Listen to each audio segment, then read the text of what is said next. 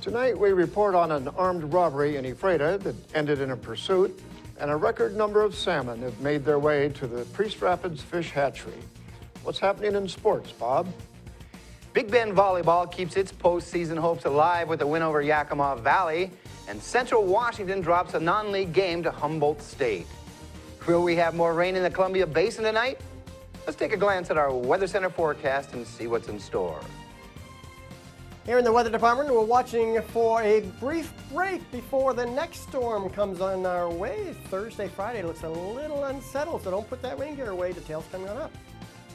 I'm Alan Troop, and we have all this and much more on I-Fiber One News.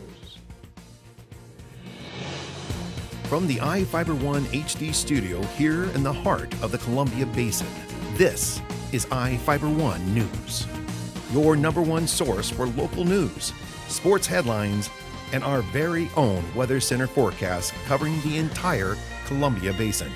This is I-Fiber One News, and it starts now.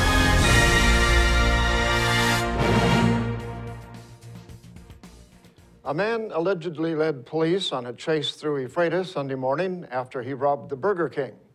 Police learned about an armed robbery at the fast food restaurant at about 9:20 a.m.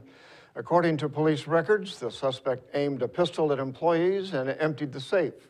City officials stated 3 officers reportedly chased Aaron Shelton, a 31-year-old Ephrata man, from the scene on foot, and later spotted Shelton in a vehicle in the Safeway parking lot. They reportedly continued to pursue him until he crashed the vehicle into a pole behind Ace Hardware. Police reported finding a real-looking pellet gun, money, and other items. Shelton was booked into the Grant County Jail for robbery, 3 counts of assault, reckless endangerment, and theft. The Washington State University Extension Office has a new home, and reporter Jeff Chu has the story. Washington State University's Grant Adams Extension Office has moved from here to here. The agency moved its offices from Ephrata to Moses Lake late last week. Christine Price, County Director for the Grant Adams WSU Extension Office, said the office relocated more than 10 employees to new space at 1525 West Wheeler Road. The Grant County-owned building also houses District Court. The move is part of a series of relocating aimed at saving the county money in rent and letting the county move forward with an energy savings plan. Price said the WSU Extension Office's phone number remains the same at 509-754-2011, extension 4313. I'm Jeff Chu for I-Fiber One News. Barry Lukaitis may get an early release from prison following a 2012 U.S. Supreme Court decision. Lukaitis is presently serving 2 life sentences for killing 3 people in a Frontier Middle School classroom in 1996 when he was 14. He was tried as an adult and convicted of 2 counts of aggravated murder in the 1st degree, murder in the 2nd degree, and several other counts. A 2012 U.S. Supreme Court decision means Lukaitis can be released as early as 2021. The justices ruled juveniles couldn't be sentenced to life without parole without a determination they deserved the sentence. In response to the decision, the state legislature changed the law so children younger than 16 convicted of aggravated murder could be paroled after 25 years in prison. The Washington State Supreme Court ruled that the state law applied to old cases, including Lukaitis's. The only issue remaining is whether Lukaitis' 2 convictions of aggravated murder will mean 2 25-year sentences or 1. A man driving a red 4-door car was reported to be hanging out with children at a Moses Lake school bus stop, handing out cigarettes. On Friday afternoon, a man called police to relay what his 11-year-old daughter told him about an adult male spending time at the school bus stop near the intersection of West Meridian Avenue and Northdale Road. The father told police the man was hanging out with the children and reportedly offered his daughter cigarettes. Officers are continuing to investigate and ask the public to be vigilant when they see children at school bus stops. Moses Lake Police Captain Dave Sands said, "We encourage people to report suspicious behavior as soon as they see it. To report any suspicious behavior, people can call 911 or the Moses Lake Police at 509-764-3887. And now we take a look at people being sought by law enforcement. This is Sheriff Tom Jones with the Grant County Sheriff's Office. Each of the people you see here have a warrant for their arrest. If you see any of these people, we ask you do not attempt to detain or apprehend them, but call us at 509-762-1160 or send us an email at crimetips@co.grant.wa.us. If the person is presenting a danger, call 911. With your help, we can bring these people to justice and make our community safer. We'll be back right after this. Are you looking to improve your or your child's smile? At Casciati Orthodontics, we make it our mission to make braces more affordable and fun. Our business has proudly served the Columbia Basin for over 20 years, and our new conveniently located state-of-the-art facility offers a relaxing environment full of fun activities for the kids. We accept all types of insurance and have convenient payment plans available. Give us a call for a complimentary evaluation, no referral needed, or check us out on the web and make an appointment online. Hi, I'm Angus Lee, the Grant County Prosecutor, and I've spent my entire adult life committed to public service. As a younger man, I fought for our country in the United States Marines, and I was awarded the Combat Action Ribbon and the Purple Heart. For nearly a decade now, I've been fighting criminals here in Grant County. My trial record speaks for itself. I have convictions in over 90% of my jury trials, and I've personally prosecuted the most serious cases, and I've won. Angus Lee, the proven crime fighter. I'm Angus Lee, and I approve this message. Well, hi there, everybody. Meteorologist Don Morelli with you here on iFiber Channel 1 News Weather. Hope you enjoyed your rather unsettled Tuesday, but things are improving overnight tonight. In fact, the headlines calling for one storm to depart while another one is waiting in the wings for midweek. By the way, your forecast, almost forgot, is brought to you by the fine folks at Bud Cleary Toyota Dealers. Toyota, let's go places. Well, again, one storm departs overnight tonight, so the unsettled conditions are improving as we slide through the overnight hours for a nice break on Wednesday. Very nice temperatures for this time of the year, but then look for more unsettled weather Thursday and Friday to come on back. So until then, it doesn't look all that bad. Again, the past 24 hours, 53 and 41, the extremes, lots of clouds, lots of showers around most of the afternoon hours. Most of the action has been drifting on off towards the east. Now, officially only 0.03 of an inch, but I know many of you got more than that. So we'll see what it taps out at later on this evening when we get the official word. 54 degrees, the afternoon high, Moses Lake, 41, the morning low, and again, 0.04 of an inch so far, but I think it's a little bit more than that across the area. 51 degrees right now.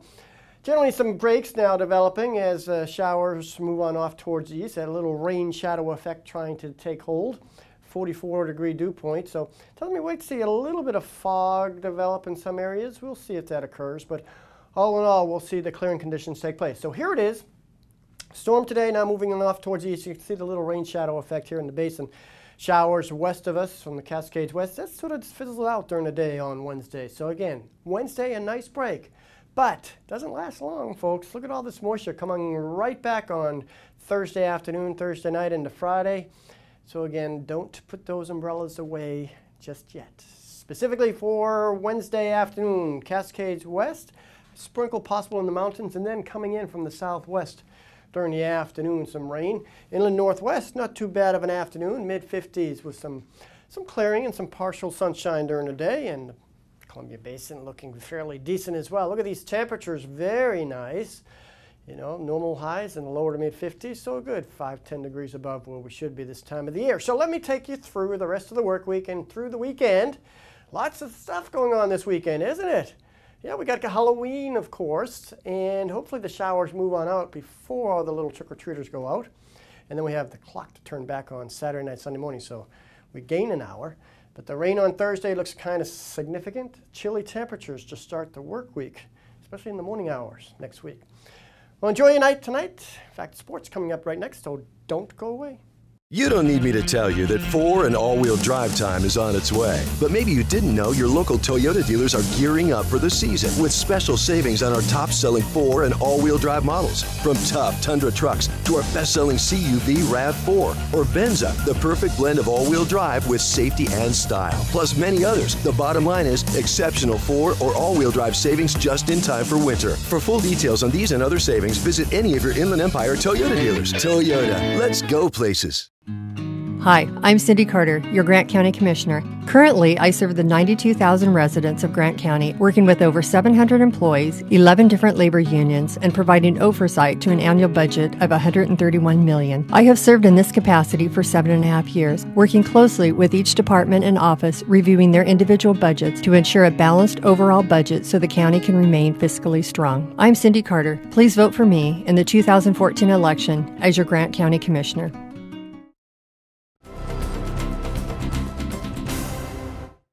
Big Bend Volleyball picked up a 5-set win over Yakima Valley to even its NWAC record at 5-5.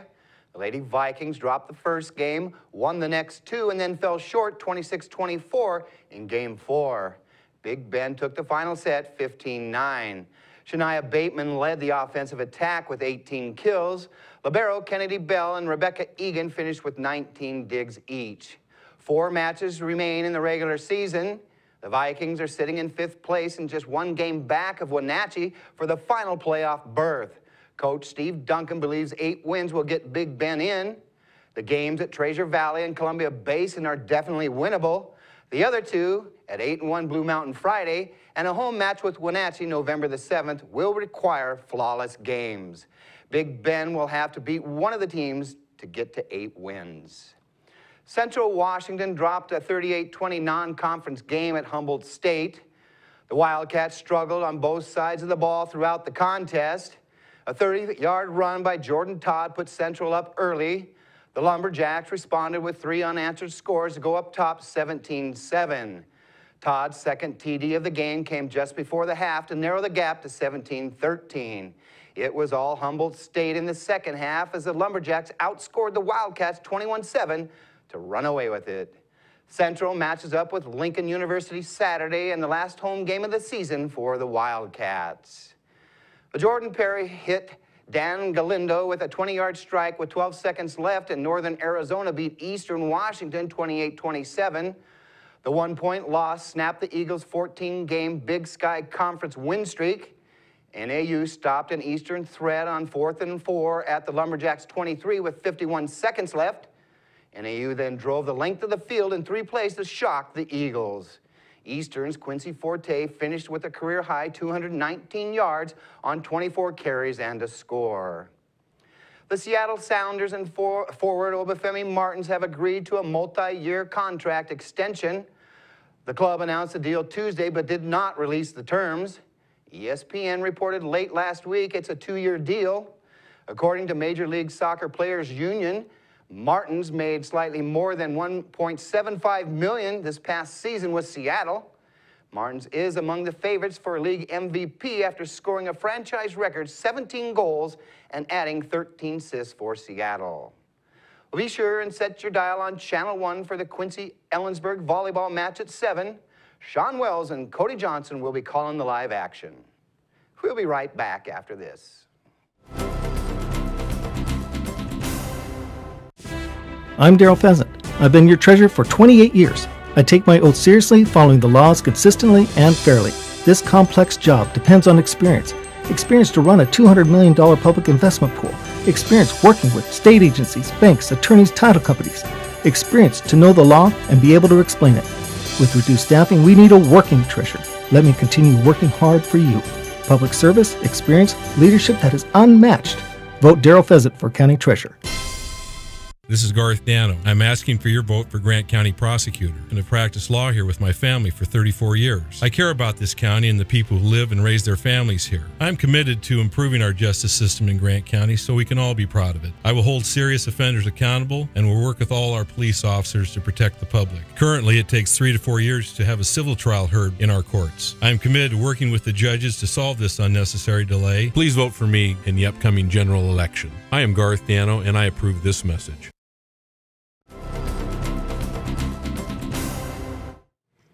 Our spotlight story tonight is about the Priest Rapids Fish Hatchery, where Chinook salmon are coming in at an all-time high. Reporter Jeff Chu has the story. The fall run of Chinook salmon is coming home to Priest Rapids Fish Hatchery in record numbers. Todd Pearsons is senior fisheries scientist with Grant County Public Utility District, which owns and operates the hatchery south of the Desert Air community on the Columbia River. He said so far, Washington State Department of Fish and Wildlife staffers who operate the hatchery for the PUD have counted about 45,000 fall Chinook. That's up from 42,000 in 2013. Salmon can be as large as 60 pounds. And in order for records to be set, you have to have great things happening in the freshwater environment, the migration corridor, and in the ocean. And those things have all lined up, and that's one of the reasons why we're having records. The hatchery has been around since 1963 when dams were built on the river for power generation. In 2012, it received several upgrades to make it more efficient and productive. Pearsons explained how the hatchery process works. We collect the fish down at our trap that we visited earlier on in the day here, and that's about, what, a half mile to a mile downstream of here. Those fish get loaded up into a truck, then they go into a center channel here. They're sorted. The fish are put into adult holding ponds until they're ready to be spawned. They then get crowded up. We spawn the fish. Eggs and milt are put together. We then go into the incubation room where those fish are incubated until the fry stage. Then in the winter time, they start getting put out into hatchery raceways on the other side of the building here. And then finally, we do the final polishing in our holding ponds, which are just adjacent to the hatchery raceways. Then the fish migrate out down through a 1 mile long channel. They enter the Columbia River, then out to the ocean, and then hopefully people will have the opportunity to catch them, or they will come back to the hatchery or spawn in the Hanford Reach. Mature fish are measured, tissue sampled, and harvested for regional food banks. We'll take about 13 million eggs into the facility, and we will release about 7.3 million fish from this facility, and we will take about 3.7 million eggs down to Bonneville Dam for the Army Corps of Engineers program down there. Pearsons described the improvements made to the facility. They include a new adult holding pond, a new incubation building, new early rearing raceways, and modifications to the rearing ponds to raise an additional 2.1 million fish. Project cost was about $16 million. We also improved the way that we handle fish for sorting, so we put in an electroanesthesia unit. So that helps there as well. We've also just updated a lot of the facility. We improved the trap. We do a lot more water-to-water transfer of our fish. The results of the improvements are putting smiles on the faces of PUD officials such as Pearsons, who like what they see. I'm Jeff Chu for iFiber1 News. We'll be right back after this. Hi, this is Kelly Moore from Moore Furniture. I want to let you all know how excited we are about Sealy's new gel memory foam beds. Sealy has taken memory foam to a whole new level by infusing gel beads into the mattress to keep you from getting too warm while you sleep. They come with a 25-year warranty, and we've got them on our floor for you to try out. We also offer free delivery and in-house financing, so stop by and see us and get yourself sleeping good at night. Remember, whatever you do in bed, Sealy supports it. So come see us at Moore Furniture in Ephrata or find us on the web at moorefurniture.net. Papa John, pizza maker. Peyton Manning, playmaker. So how long you been making pizza? Over 30 years. You ever get tired of it? You ever get tired of throwing touchdown passes? Good point.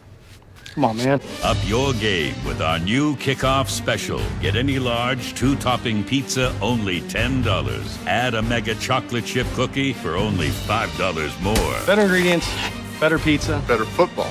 Papa John's.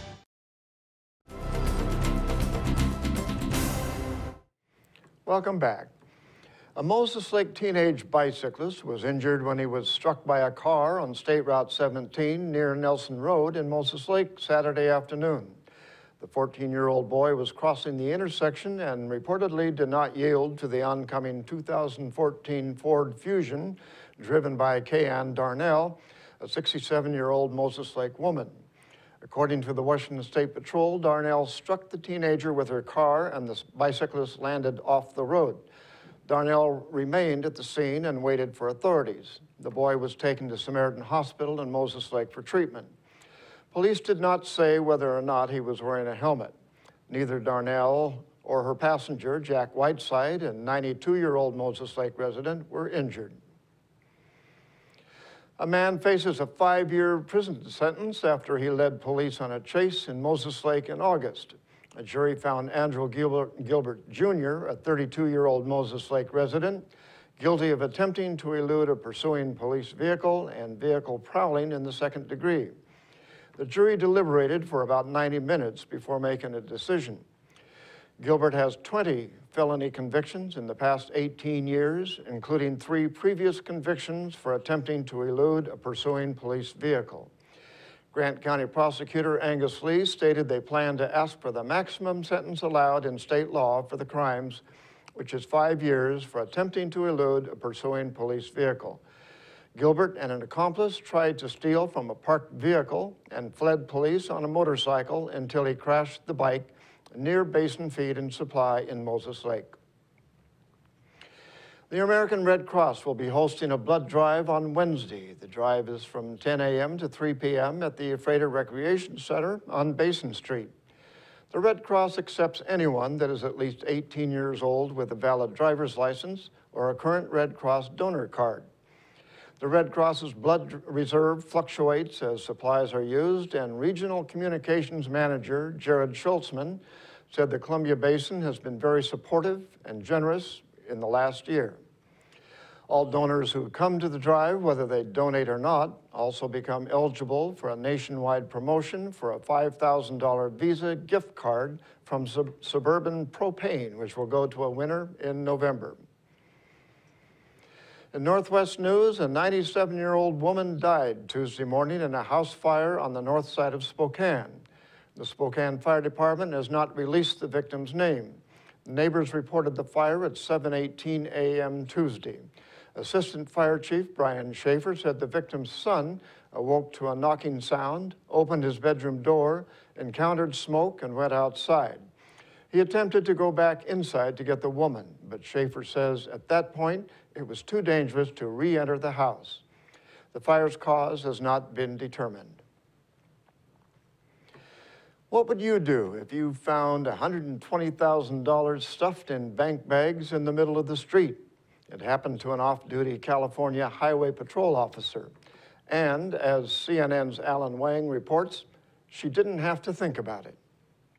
I opened it just enough to see that it was like $100 bills. This off-duty CHP officer, who does not want to be identified, says she found more than $120,000 stuffed into 2 bank bags lying in the middle of Concord Boulevard. I was like, oh my God, it didn't feel real. She says she struggles to pay the bills like most of us, but she didn't hesitate to turn the money in. Turns out a man reported the loss, claiming it was his life savings. And after the proper screening, Concord police turned it over to him. My kids, when I came home, they're like, Mom, what were you thinking? But the CHP officer, who was raised by a single mother in South Central LA, says it was a moment to teach her children about integrity. There was no one on that street. After I had come back, for whatever reason, nobody would have known, but that's what determines a person's integrity, is what you do when no one's looking.